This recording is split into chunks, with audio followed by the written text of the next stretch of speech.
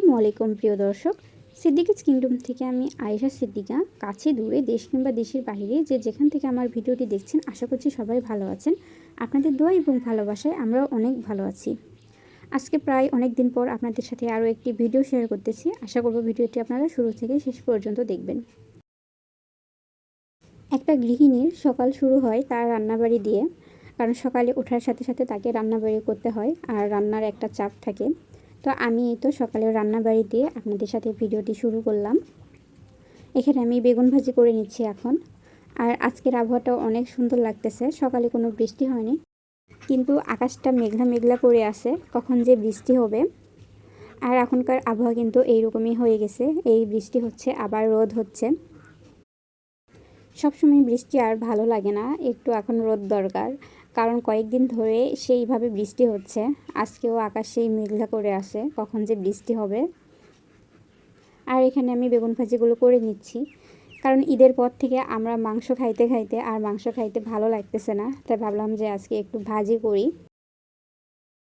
বেগুন ভাজি করা হয়ে গেছে, আবার এখানে উঠাই দিলাম আলু আর পটল, এটাও ভাজি করব।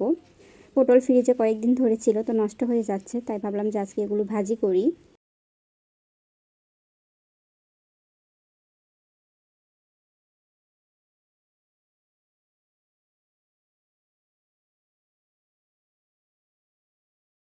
বাসায় কিছুদিনের জন্য ছিলাম না, আর পুরো বাসায় এলোমেলো হয়ে আছে।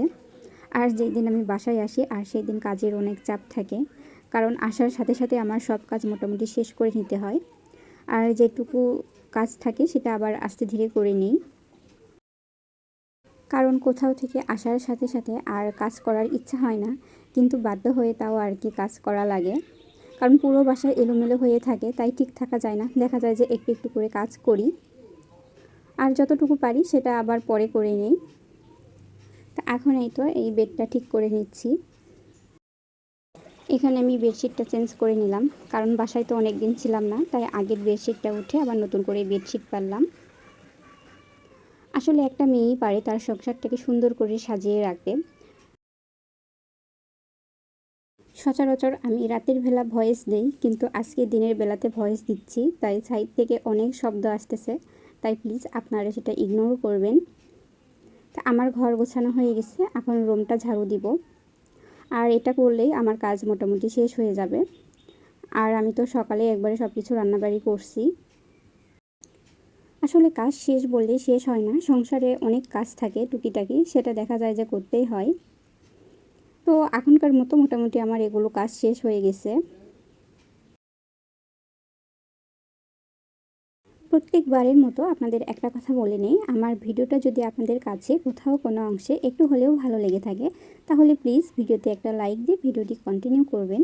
আর আপনি যদি আমার চ্যানেলে আজকে নতুন হয়ে থাকেন, তাহলে চাইলে কিন্তু আমার চ্যানেলটিকে সাবস্ক্রাইব করে দিবেন।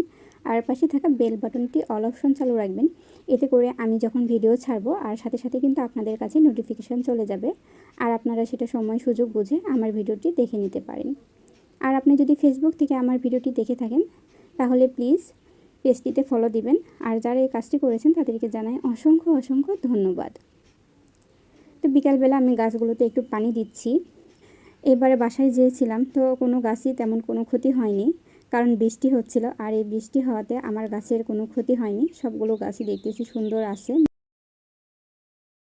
আমি বাসায় আসছি কিছুদিনের জন্য, আবার কিন্তু বাড়ি চলে যাব, তখন জানি না আমার এই গাছগুলোর কী অবস্থা হবে।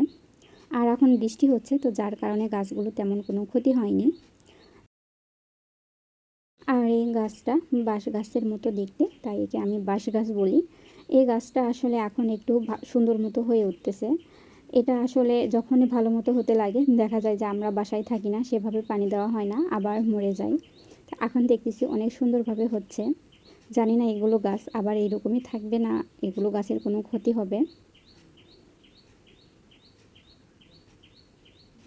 অনেক দিন থেকে এগুলো গাছের সেভাবে যত্ন করা হয়নি, তো এবার আসার পর এগুলো গাছের একটু যত্ন নিতে হবে।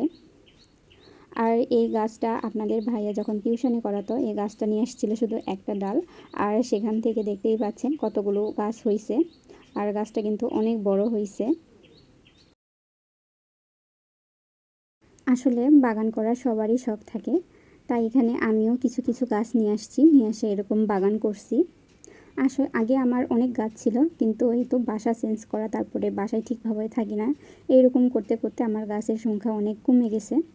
আর এখন যতগুলো গাছ আছে এটাই অনেক, কারণ ভাড়া বাসায় বেশি গাছ করা ঠিক হয় না। তো এরপরে আমি এই চিপসগুলো ভাজি আর সেগুলো বসে বসে খাচ্ছিলাম। তো আজকের ভিডিও এই পর্যন্ত, দেখা হবে অন্য কোনো ভিডিও নিয়ে। সেই পর্যন্ত সবাই ভালো থাকবেন, সুস্থ থাকবেন।